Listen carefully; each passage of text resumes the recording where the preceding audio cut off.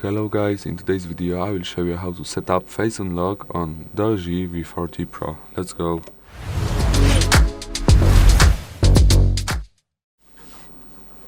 Okay guys, so all you need to do is go to settings and scroll down to security and privacy.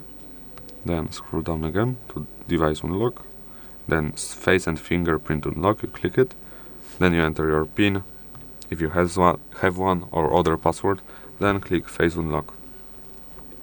After you click it, then you will need to show your face to the camera. It will recognize you, and that's gonna be all. But I'm gonna click it, and we'll be back after I scan my face.